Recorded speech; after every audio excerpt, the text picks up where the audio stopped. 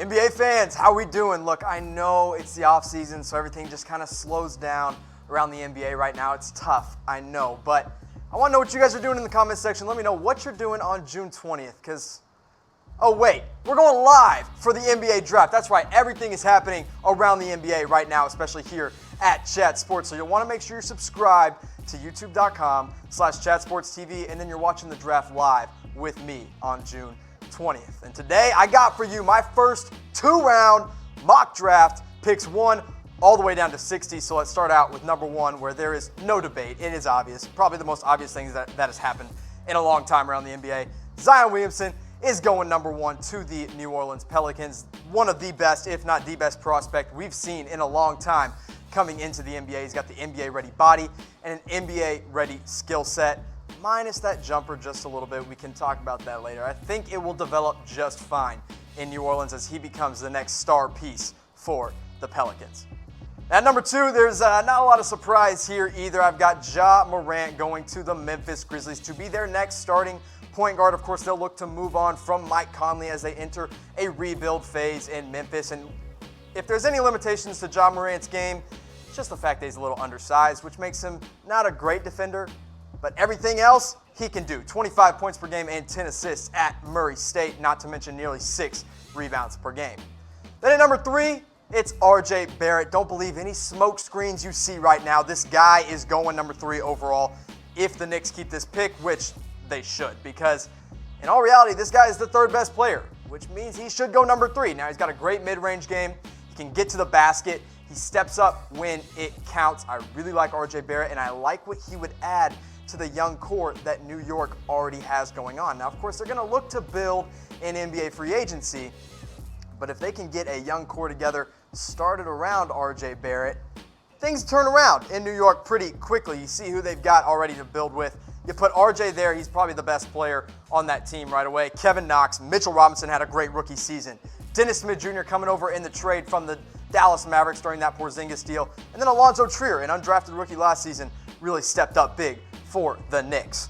Now at number 4, it's the New Orleans Pelicans. And for right now, I've got them taking Jarrett Culver because he's a great player. One of the best two-way guys in this draft. I love this kid out of Texas Tech. He can get you a bucket anytime you need it. If you need it from mid-range, if you need him to score at the rim, he can do that for you. But the bigger question surrounding this number 4 pick is whether or not the New Orleans Pelicans will keep it or if they'll look to move it in a trade. There's already been teams that are showing interest in it. Teams are worried that Darius Garland or Kobe White could be gone by the time they pick, so they want to move up and get New Orleans' number 4 pick. So who are these teams that are calling New Orleans right now? Well, I got the Washington Wizards, of course, because they could look to move Bradley Beal to New Orleans, get a number 4 pick, and maybe a couple other pieces like Brandon Ingram.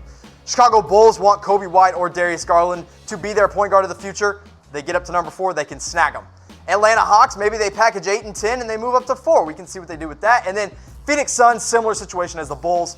They're looking for a point guard like Kobe White at number 4.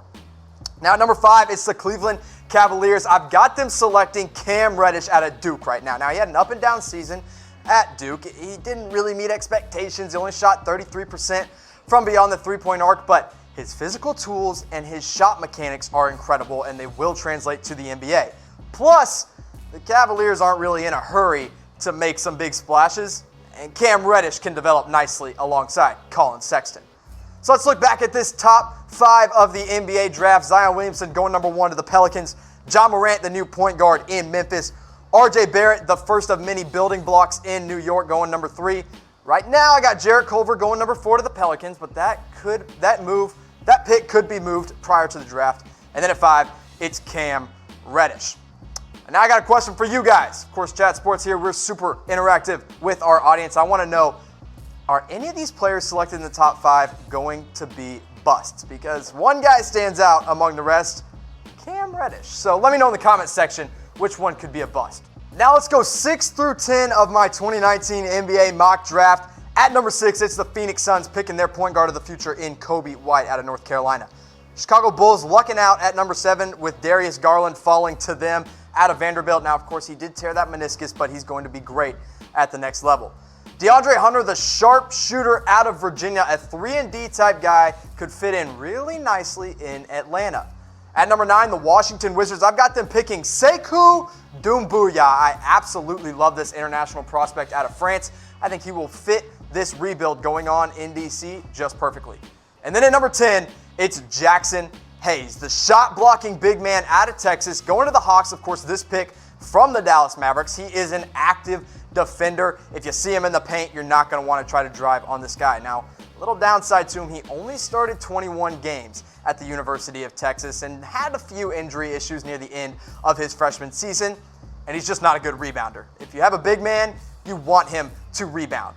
But with picks number 8 and 10, the Atlanta Hawks are getting some pretty solid players to add to their already young and up-and-coming core.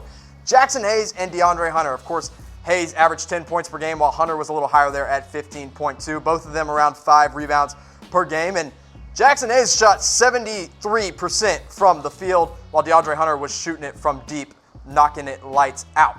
And the Hawks, they've got a pretty solid starting 5 if this is the case.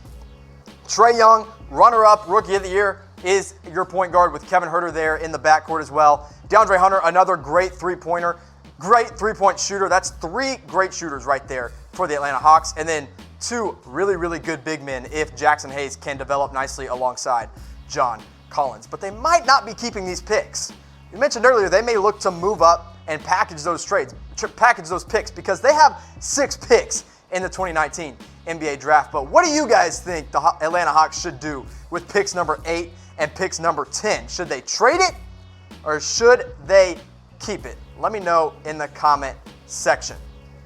Now let's go 11 through 15, starting with Rui Hachimura out of Minnesota. The big man out of Gonzaga would fit perfectly. This should be his floor. He should not go any lower than this. PJ Washington going to the Charlotte Hornets at number 12. They're going to look to add some help if Kemba Walker leaves, and PJ Washington could be a nice building block for them. Kevin Porter Jr., a raw prospect out of USC, but Miami Heat fans are already starting to fall in love with this guy. I would expect him to go to Miami. At 14, the end of the lottery, it's Brandon Clark, the next big man out of Gonzaga, going to the Boston Celtics. They get a steal here. And then Romeo Langford, a man that I don't think I believe in all that much, but he should go top half of the first round, going to the Detroit Pistons in at number 15. So we look back to the first Gonzaga big man taken. It's Rui Hachimura. He reportedly got a draft promise from someone, and the team that everyone's thinking are the Minnesota Timberwolves. He's got great physical tools. I mean, he is NBA ready right now with the body and the size that he has. He can score with his back to the basket, or he can knock down a face-up jumper. He's also a really good three-point shooter, even though he didn't take that many.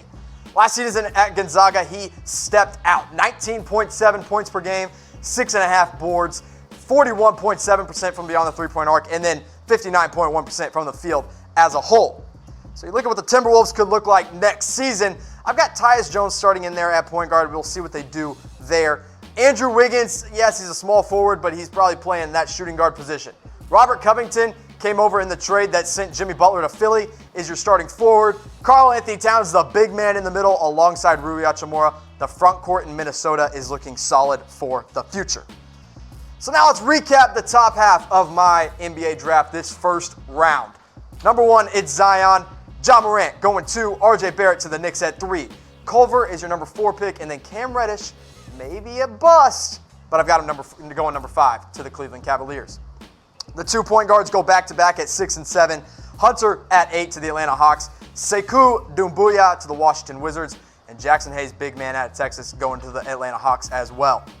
And then finally, 11 through 15, we just talked about it, but Rui Hachimura, PJ Washington, Kevin Porter Jr., Brandon Clark, the high-flying power forward out of Gonzaga, and then Romeo Langford rounding out the top 15 of the first round. So let's go 16 through 20 here. Nasir Little, I got him going to the Orlando Magic at 16. They need a wing, they need a guard, and Nasir Little can be that for them. Matisse Thybulle, this is my sleeper pick in this draft, the best defensive player in the NBA draft this year. Cameron Johnson out of North Carolina, an experienced prospect, going to the Indiana Pacers at 18. Goga Bitadze, a classic pick for Greg Popovich and the San Antonio Spurs. Number 19, one of the best centers in this draft. And then at 20, I've got Keldon Johnson going to the Boston Celtics. Now, we don't know if they're going to have all these picks if they look to move it, but Keldon Johnson could make a lot of sense. I compare him to a Trevor Ariza type guy if that he can reach his ceiling, which we didn't see him do at Kentucky. 13.6 points per game, 5.7 rebounds, and only 1.6 assists. But his defense and his three-point shooting is what stands out. It was what stood out at Kentucky. I actually really like Keldon Johnson for the Boston Celtics here.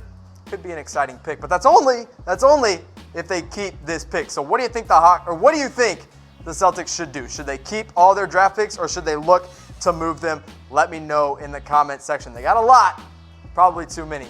Let me know. Now let's go 21 through 25. At 21, I got Tyler HERRO, another guy out of Kentucky, going to the Oklahoma City Thunder. They need some three-point shooting, and he brings it. KZ Okpala going to the Boston Celtics at 22, yet another one of their first-round picks. Grant Williams, an experienced big man out of Tennessee. Utah could use a new power forward, and he could be that for them. Carson Edwards had a terrific run in the NCAA tournament, going to the Philadelphia 76ers, backing up Ben Simmons there at point guard.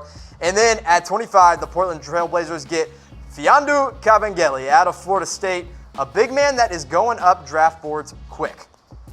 But Tyler HERRO at 21 to the Oklahoma City Thunder makes way too much sense for them to pass up on. He is a knockdown, lights-out three-point shooter, but he's got a really, really short wingspan, like unusually short, like the shortest at the combine. The guy is 6'5", and his arms, he looks like he's got T-Rex arms. It's just weird, but his shooting isn't thrown off by that at all. 14 points per game at Kentucky, 4.5 rebounds, and then the three-point shooting is what stands out to you at 35.5%. And that free throw percentage, absolutely ridiculous, 93.5%. If you foul him, you're gonna be sorry. Now I wanna know from you guys, who is going to be the best value pick in this NBA draft? Once you get into the 20s, things start to shake up and maybe you find a steal or two. So who is going to be the best value pick? Let me know in the comment section. Now right after, I got Bol Bol going number 26, and I know a lot of you guys are going to be mad at me for this one because talent-wise, yeah, he should be up in the top 5. But all of his question marks got him going all the way down here at 26 to the Cleveland Cavaliers. Now why the Cavs? Well, they already have that top 5 pick, so why not take a little risk with Bol Bol here? But why is he a risk? Well, let's look at his measurements. Now, if you watch Chat Sports, if you've seen me do this before, you know I bring this up a lot. He's 7'3" with a 7'7" wingspan and a 9'8" standing reach. Great. All that stands out. All that's awesome. 208 pounds is not so awesome. The report is that this guy has lost 20 pounds since his last game at Oregon to the draft combine. That is not good. And he also posted an Instagram story saying he was only playing basketball for the first time in 6 months. Not great for a team looking to draft Bol Bol. So I got him going 26 to the Cleveland Cavaliers, but I got another big man going number 27 to the Brooklyn Nets. It's Bruno Fernando out of Maryland. He could be a nice backup to Jarrett Allen. And then another center. We got back-to-back centers going in the NBA draft. Nick Claxton going to the Golden State Warriors. If Kevon Looney leaves in free agency, they can start to groom Claxton as a nice starting piece. And then 29, another foreign prospect for the San Antonio Spurs, Luka Samanic out of Croatia. A great prospect, but he's going to take some time to develop. And then to round out the first round, I've got Chuma Okeke out of Auburn, going to the Milwaukee Bucks, even though they are looking to trade this pick to get some cap relief. So let's recap the back half of the first round. Nasir Little, Matisse Thybulle, and Cameron Johnson going back-to-back 16, 17, and 18. Goga Bitadze, the next international prospect, going to the Spurs at 19, and Keldon Johnson at number 20. 21 is the sharpshooter out of Kentucky, Tyler HERRO going to the Thunder. KZ Okpala out of Stanford going to Boston. Grant Williams at 23 to the Utah Jazz. Carson Edwards, 24, out of Purdue, going to the Philadelphia 76ers. And then Kabengele, the big man, out of Florida State, going 25.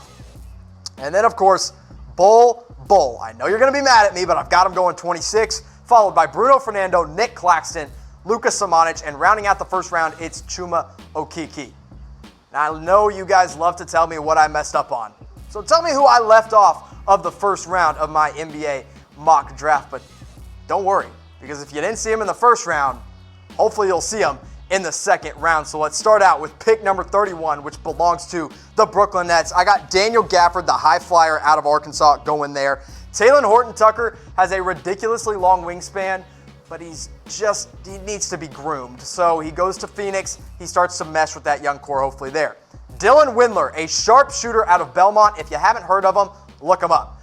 Eric Pascal out of Villanova, going to the 76ers. They have back-to-back picks there.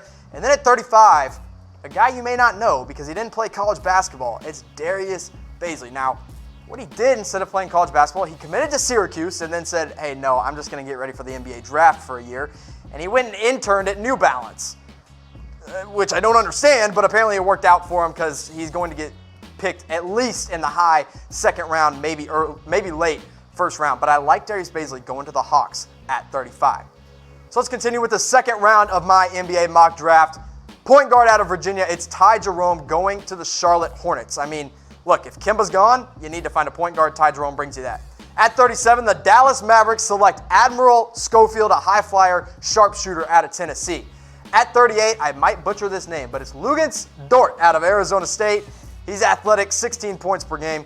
And then 39, the Pelicans get Kai Bowman out of Boston College. That kid is exciting. And then 40, I believe this is a great value pick. Louis King going to the Sacramento Kings. He could go anywhere from 20 all the way down here at 40 to the Kings. Continuing on here, number 40, or at the 41st pick, it's the Atlanta Hawks. Joshua Obiese out of Germany. He is a pass-first point guard going there. Shamori Pons out of St. John's. He's going to get you a bucket. 42nd to the Philadelphia 76ers. At 43, the Minnesota Timberwolves select Isaiah Roby out of Nebraska. 44, the Atlanta Hawks have yet another pick, and this time they pick Davidas Servitas out of Lithuania. I really like that guy. 45, the Detroit Pistons pick Iggy Brazdeikis out of Michigan. So two of my sleepers in this second round are Davidas, who's out of Lithuania, and then Louis King out of Oregon. But I want to know from you guys, who is your sleeper in the second round of this 2019 NBA mock draft, because there's a lot of good value picks here. Now let's continue on, 46 down to 50. Jalen LeCue, look, another guy that only played high school basketball, but he's entering his name into the draft, going 46 to the Orlando Magic. Naz Reid, the big man out of LSU, going to the Sacramento Kings at 47. At 48, it's Jonte Porter out of Missouri going to the Clippers, and I know some people would like to see him higher, but his injuries scare me. At 49, out of Israel, Yovel Zusman. Yeah, the Spurs are picking 3 foreign guys in my mock draft, I know. Jalen McDaniels going to San Diego State, from San Diego State, going to the Indiana Pacers at number 50. So let's go 51 to 55. Now, Tremont Waters, the undersized point guard out of LSU, going to the Boston Celtics at 51. Nevada, big man, Nevada forward, Cody Martin, he's a senior, going to the Charlotte Hornets at 52. Jared Harper reminds me a lot of Yogi Ferrell out of Auburn, going to the Utah Jazz, 53. Jalen Noel out of Washington, going to the Philadelphia 76ers. And then Zach Norvell Jr. from Gonzaga, going number 55 overall to the New York Knicks. Now, another guy that you haven't heard his name called yet, and I know you're all going to be crying about it in the comments section, TACKO Fall goes number 56. Yes, I have him getting picked to the Los Angeles Clippers. And look, the guy is an absolute monster. If you see him on the court, you're gonna be scared. You might think he's even the basket. He's so tall. He's huge, but look, the guy can't move. I mean, he just can't, and he's not a good rebounder due to that immobility that he showed at UCF. But he is tall, so that's why I at least have him getting picked. And you can see his measurements, pretty ridiculous. He's 7'7", 289 pounds, 8'2" wingspan, and he wears a size 22 shoe. Yeah, absolutely ridiculous. But what he did this past season at UCF was not that impressive. 11.1 points per game, and then only pulling down 7.6 rebounds per game. Not good for a guy that is 7'6". And then the 2.6 blocks per game, sure, that's fine, but if somebody drives, you just got to put your hand up and you're going to deflect a shot or two. And then shot 74.8% from the field because everything was like from 2 feet or less. So look, guys, TACKO Fall is not going that high in this NBA draft. Don't get your hopes up. Kyle Guy out of Virginia, though, going number 57. I like him, but, you know, he's going late. Mie Oni out of Yale, going number 58 to the Golden State Warriors. And then Jordan Bone, an explosive athlete out of Tennessee, going 59 to the Toronto Raptors. And then to round it all out, number 60, the final pick in this draft, the Sacramento Kings get Simi Shitu out of Vanderbilt, a big man that actually has pretty good footwork. So we'll see if they can figure out anything there at 60. Now I want you guys to grade that mock draft. We went 1 all the way down to 60. It was a lot of picks. If you need to recap, just rewind, watch it all again, and let me know what you have my mock draft at, A, B, C, D, or F. Thank you guys, and I'll see you next time.